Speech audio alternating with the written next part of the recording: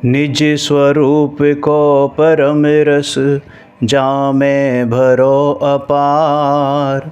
वंदो परमानंद में समय सार अविकार। कुंद कुंद मुनि चंदवर अमृत चंद मुनि इंद।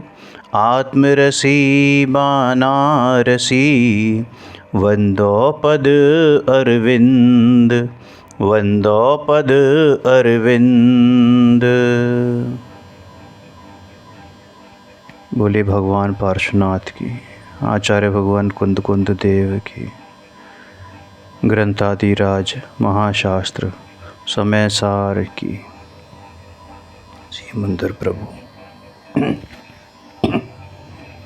नाटक समय सार पंडित प्रवर बनासीदास जी की ये अकृत्रिम अतुलनीय रचना, कालजयी कृति, जो हमें हमारे भव सागर से छूटने में साक्षात निमित्त कारण है, जिसका हम भावपूर्वक स्वाध्याय कर रहे हैं। और यहाँ पर हम बंध द्वार तक हम लोग आ गए थे, बल्कि आज हमें बंध द्वार का समापन करना है। तो जो हमने विगत दिवसों में बंध द्वार समझने का प्रयास किया है, तो ये बंध क्या कहता है, इसको पढ़ने का, इसका स्वाध्याय करने का, इसको समझने का क्या औचित्य है। तो भाई, बंध द्वार को समझने का, पढ़ने का, स्वाध्याय करने का एकमात्र औचित्य है कि तू बंध स्वभावी नहीं है, इस बात की स्वीकृति कर। तू स्वतंत्र था, स्वतंत्र है, स्वतंत्र रहेगा, इस बात की स्वीकृति कर। तू मुक्त था, मुक्त है, मुक्त ही रहेगा, इस बात की स्वीकृति कर। तू बंध और मोक्ष दोनों पर्यायों से जुदा एकमात्र ज्ञायक भगवान आत्मा, जो कि मुक्त स्वभावी है। मैं मुक्त पर्याय की बात नहीं कर रहा हूँ, मुक्त स्वभावी ही है। क्या है? मुक्त स्वभावी। यानी इन कर्मों ने कभी इस जीव को, चाहे वो निगोद में हो, चाहे किसी और गति में हो, और चाहे वो सिद्ध पर्याय ही में क्यों ना हो, इस जीव को कर्मों ने, अरे बांधो तो छोड़ो, छुआ तक नहीं है। अबद्ध पुट अनन्य नियत अविशेष असंजुगत स्वभावी ये भगवान आत्मा सदा काल बंध मोक्ष पर्यायों से मुक्त ही है। समझ में आया? अब इस बात की स्वीकृति हो तो वास्तव में जो पर्याय है उसमें से भी बंधनपना, जो ये 8 कर्मों के बीच में अकेलो आत्मा फंस गया है, वहाँ से मुक्त हो जाए, पर्याय से भी मुक्त हो जाए, माने पर्याय में भी मुक्ति प्रकट हो जाए। लेकिन वो पर्याय में मुक्ति प्रकट होगी कब? जब पर्याय दृष्टि हटेगी। पज्जय मूढ़ा ही पर समया, और द्रव्य दृष्टि सो सम्यक दृष्टि।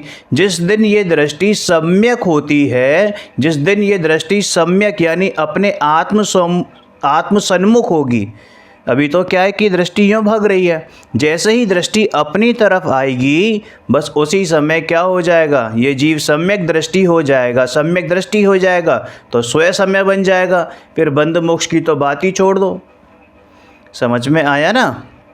अब इसका, इस बंध द्वार का, बंध अधिकार का अंतिम छंद, जहाँ पर अभी तक पहले हमने मनुष्य का कैसा स्वभाव होता है, जीव का कैसा स्वभाव होता है वो समझा। फिर वस्तु व्यवस्था, स्वयं संचालित वस्तु व्यवस्था को समझने का प्रयास किया। फिर उस वस्तु व्यवस्था को समझकर भेद ज्ञान की प्रक्रिया क्या होती है, भेद ज्ञान की प्रक्रिया क्या होती है। तो भेद ज्ञान की प्रक्रिया में छंद नंबर 57 में पंडित जी साहब ने क्या कहा था?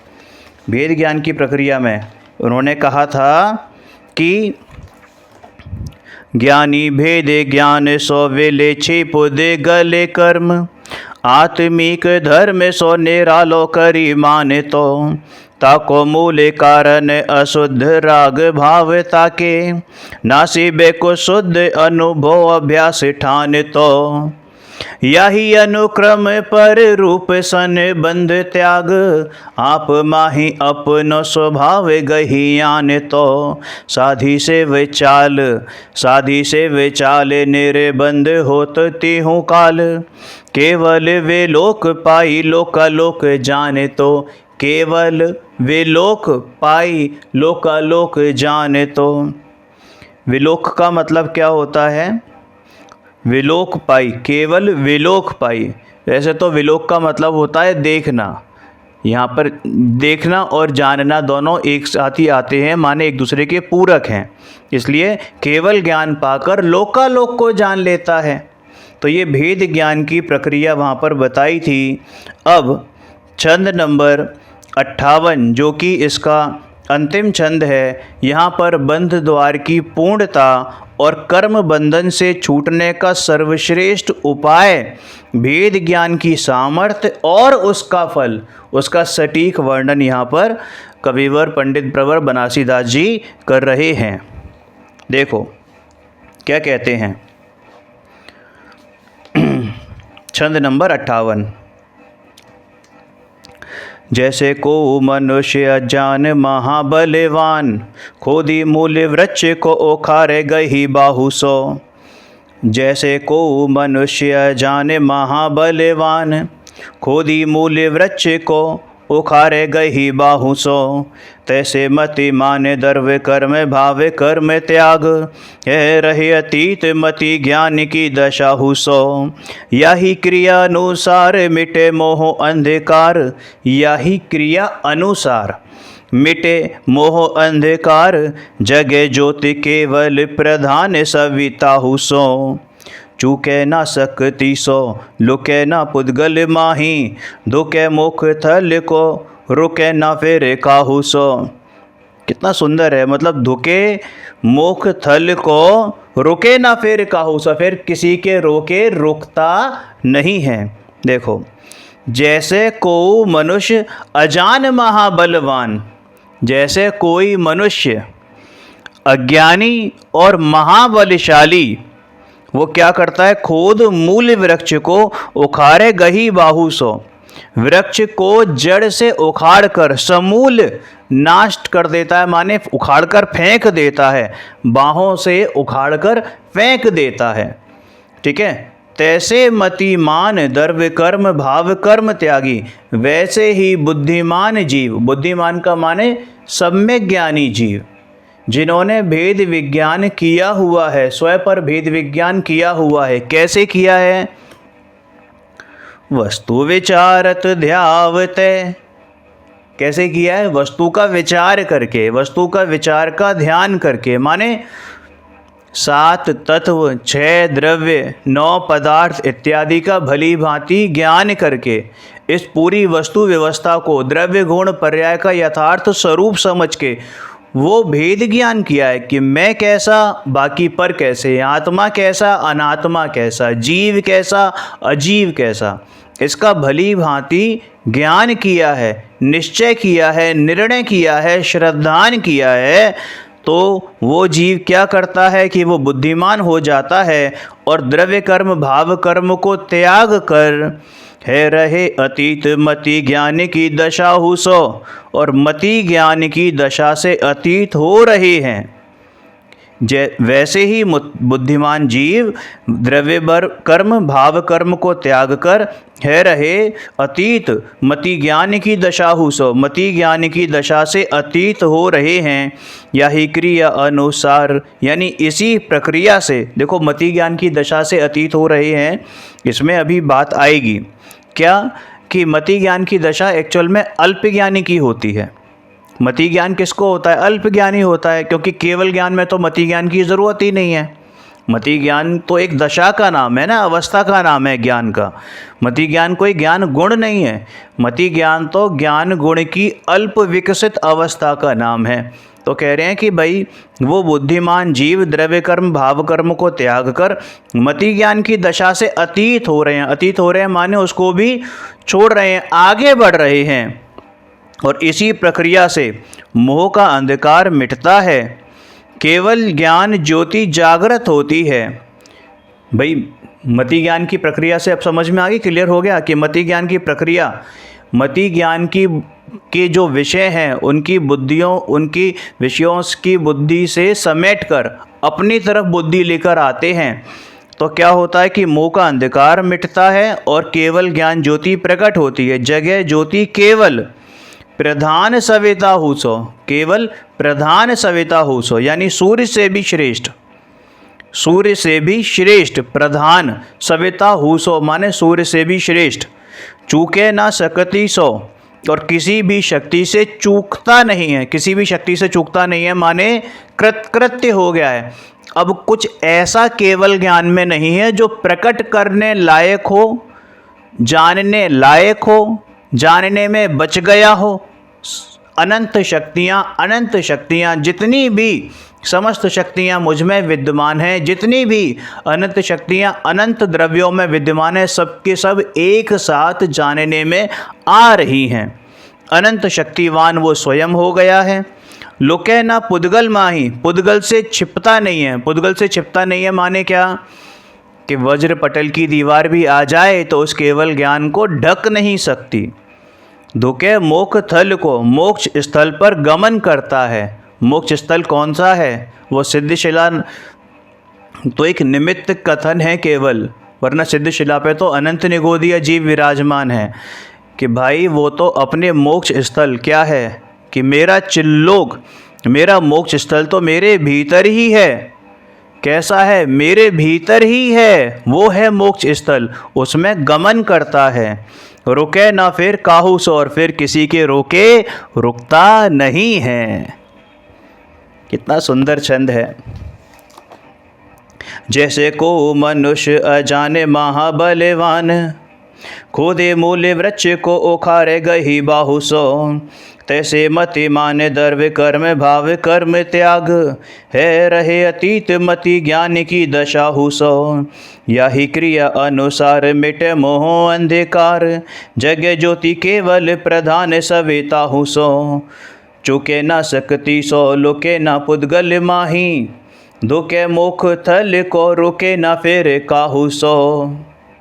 जिस प्रकार कोई अजान महाबलवान मनुष्य अपने बाहुबल से किसी वृक्ष को जड़ से उखाड़ डालता है, उसी प्रकार भेद विज्ञानी मनुष्य ज्ञान की शक्ति से, अपने ज्ञान की शक्ति से, कैसा ज्ञान है कि अतुल्य ज्ञान है, अतीन्द्रिय ज्ञान है, उसकी शक्ति से द्रव्य कर्म भाव कर्म को हटाकर हल्के हो जाते हैं।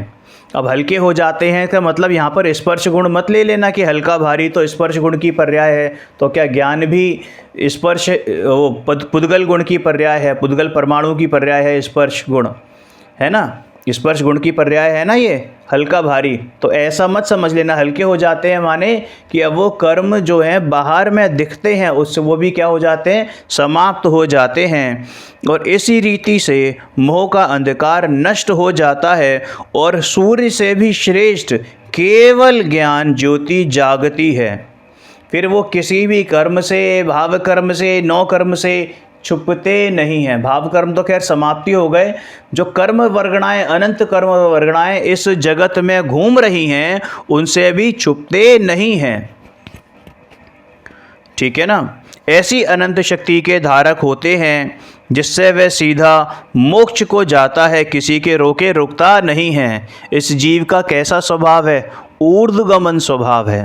तो कैसा जाता है? सीधा सीधा मोक्ष में जाता है ना। तो मोक्ष स्थल यहाँ निमित्त माने स्थान से स्थानांतरण उसकी भी बात है, और अपने मोक्ष स्वरूप में रहता है माने पर्याय से भी मुक्त हो जाता है, अपने मोक्ष स्वरूप को यथावत प्राप्त कर लेता है, उसकी भी यहाँ पर चर्चा चलती है। तब इसका एक बार विशेषार्थ पढ़ते हैं। दुख का मूल कारण मोह राग द्वेष आदि भाव कर्म और उसके निमित्त से बंधने वाले ज्ञानावरण आदि 8 द्रव्य कर्म हैं।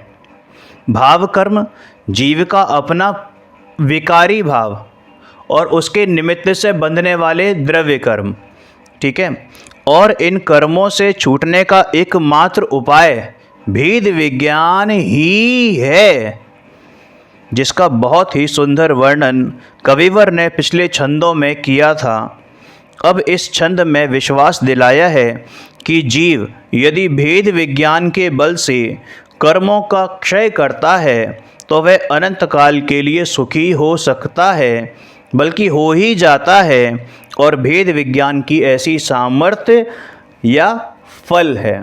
भेद विज्ञान का कैसा फल है? ऐसा फल है जैसे कोई अज्ञानी हो परंतु शारीरिक दृष्टि से महाबलवान हो, वह एक विशाल वृक्ष को अपनी भुजाओं से पकड़कर उसको जड़ मूल से अलग कर देता है, वैसे ही ज्ञानी पुरुष क्षयोपशम की दृष्टि से भले ही अल्प ज्ञानी हो।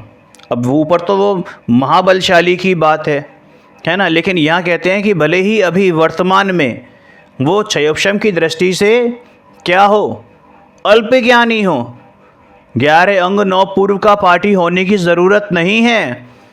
किसका पाठी होने की ज़रूरत है? एक आत्मा का पाठी होने की ज़रूरत है। एक देखिए जानिए रमी रहिए एक ठौर, पंडित जी कहा है पंडित जी ने कि भाई एक को ही देखो, एक को ही जमो, उसी में रम जाओ। आत्मा को ही, आत्मा ज्ञानम स्वयं ज्ञानम ज्ञाना तन्ने करोति किम, भाई केवल एक आत्मा ही जानने योग्य है।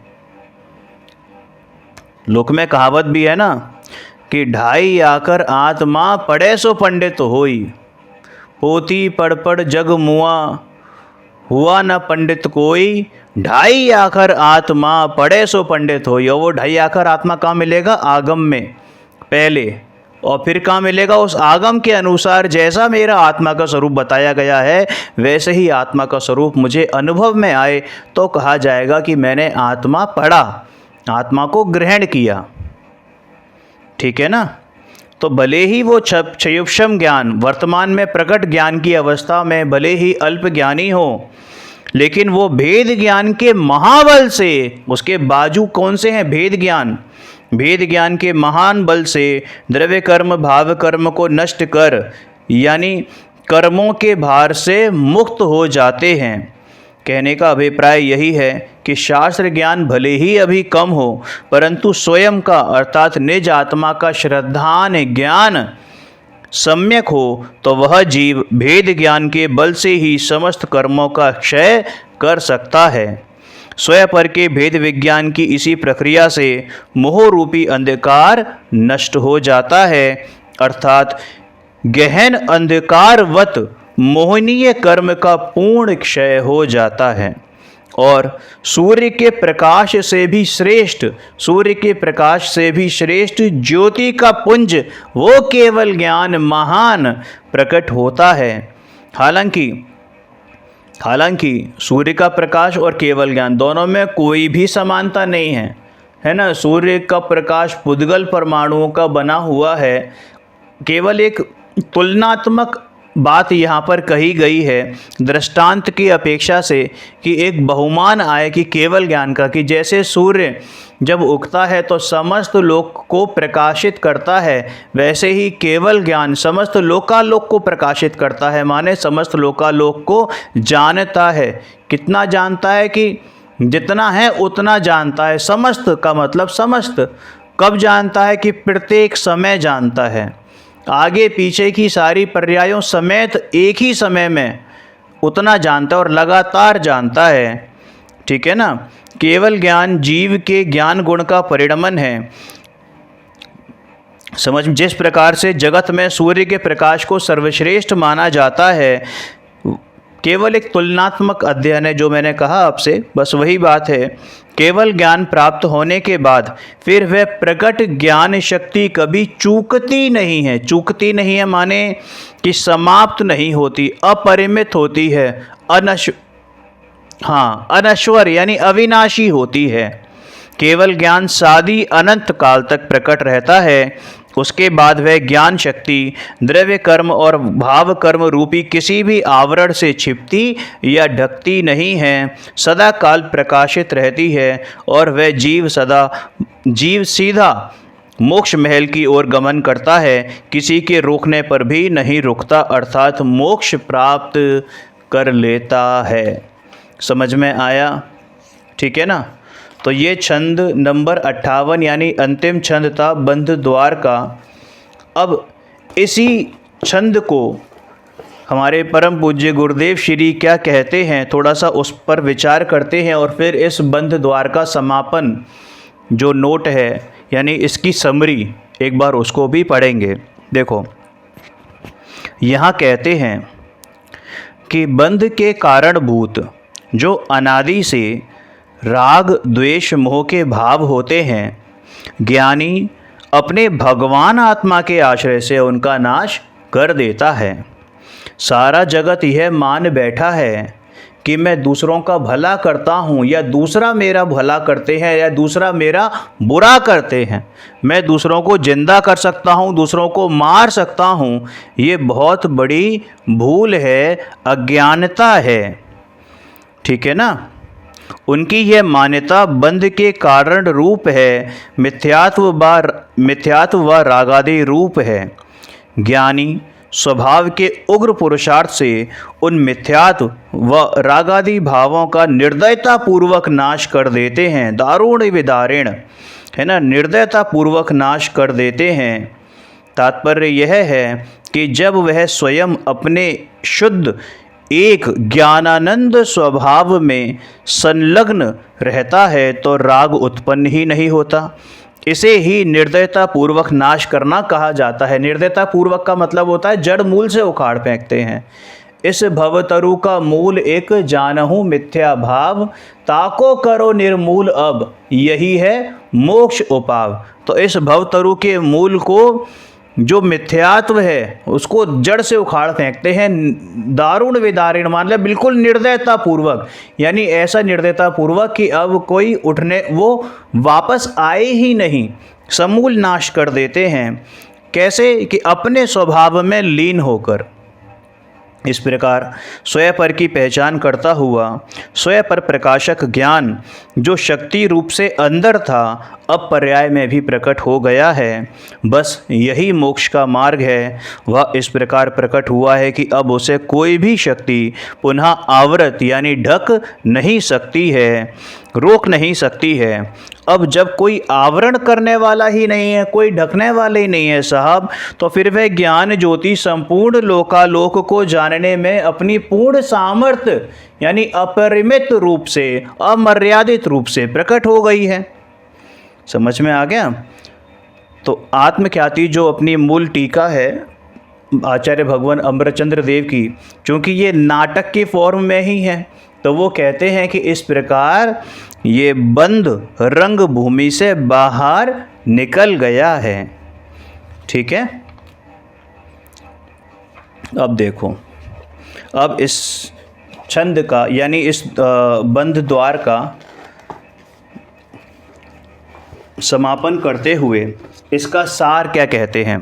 देखो, हालांकि सिद्धालय में अनंत कार्माण वर्गणाएं भरी हुई हैं तो भी सिद्ध भगवान को कर्म का बंध नहीं होता। अरिहंत भगवान योग सहित होने पर भी अबंध रहते हैं। प्रमत्त रहित हिंसा हो जाने पर मुनियों को बंध नहीं होता। सम्यक दृष्टि जीव असंयमी होने पर भी बंध से रहित है।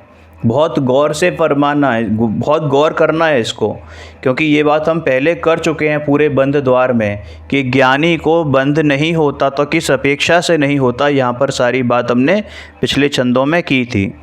इससे स्पष्ट है कि कार्माण वर्गणाएं योग, हिंसा और असंयम से बंध नहीं होता। केवल शुभ अशुभ अशुद्धोपयोग ही बंधे का कारण है। बंधे एक रागादि अशुद्ध उपयोग सो आया था ना। अशुद्ध उपयोग राग द्वेष मोह रूप है और राग द्वेष मोह का अभाव सम्यक दर्शन है। अतः बंध का अभाव करने के लिए सम्यक दर्शन को संभालना चाहिए। इसमें प्रमाद करना उचित नहीं है, क्योंकि सम्यक दर्शन ही धर्म, अर्थ, काम और मोक्ष चारों पुरुषार्थ का दाता है। यह सम्यक दर्शन विपरीत अभिनिवेश रहित होता है। मैंने किया, मेरा है, मैं कर सकता हूँ, मैं भोगता हूँ, है ना। ये चारों प्रकार की जो विपरीत बुद्धियाँ हैं, ये मिथ्यात्व भाव सम्यक दृष्टि को नहीं होता है। इसमें शरीर धन कुटुंब का विषय भोग से विरक्त, है ना, शरीर धन कुटुंब या विषय भोग से विरक्त भाव होते हैं। माने कैसा होता है, इन विषय भोगों की प्रवृत्ति से मुक्त होता है और चंचल चित्त को विश्राम मिलता है। सम्यक दर्शन जागने पर व्यवहार की तल्लीनता नहीं रहती। कुछ तो लोग कहेंगे, कि लोग क्या कहेंगे, कुछ कहने दो, हमें कोई फर्क नहीं पड़ता है, मैं तो अपने चित्त में तल्लीन रहता हूँ। मेरा काम तो एक मात्र गायक में तल्लीन रहना है। कहने दो, लोग क्या कहते हैं मुझे कोई फ़र्क नहीं पड़ता, मैं तो अपने आप को भगवान मानता हूँ। क्यों? क्योंकि मैं भगवान हूँ। और जब भगवान हूँ इस बात की स्वीकृति होती है, इस बंध मोक्ष की प्रक्रिया से पार हूँ इस बात की स्वीकृति होती है, तो पर्याय में भी ये बंध और मोक्ष अवस्थाएं, पर्याय में भी ये बंध अवस्था समाप्त होकर मोक्ष अवस्था प्रकट हो जाती है। समझ में आया ना। तो सम्यक दर्शन जागने पर व्यवहार की तल्लीनता नहीं रहती। निश्चय नए के विषय भूत निर्विकल्प और निरुपाधि आत्म राम का स्वरूप चिंतवन लगातार होता है। मिथ्यात्व के अधीन होकर संसारी आत्मा जो अनादिकाल से कोलू के बैल के समान संसार में चक्कर काट रहा था, उसे विलक्षण शांति मिलती है। सम्यक ज्ञानियों को अपना ईश्वर अपने में ही दिखता है। क्यों जाता गिरनार, क्यों जाता काशी, तुझी में है तेरे घट घट का वासी। अंतर की कुंडी को खोल, तेरा प्रभु तुझ में ही डोले। ठीक है ना, अपने में ही दिखता है। और बंध के कारणों का अभाव होने से उन्हें परमेश्वर पद यानी परम पद प्राप्त होता है। तो इसी के साथ हमारा ये बंध द्वार आज समाप्त हुआ। इस बंध द्वार के माध्यम से हम अपने स्वरूप को जानें, पहचानें और इस बंध मोक्ष की प्रक्रिया से मुक्त मैं भगवान आत्मा उसका आश्रय लेकर पर्याय में भी बंधन का अभाव करके पर्याय में मोक्ष स्वरूप का पर्याय में भी मोक्ष अवस्था को प्रकट करें। इसी भावना की मंगल भावना के साथ आज यहीं विराम देते हैं। ओम नमः सिद्धेभ्य। निज निधि निज में बता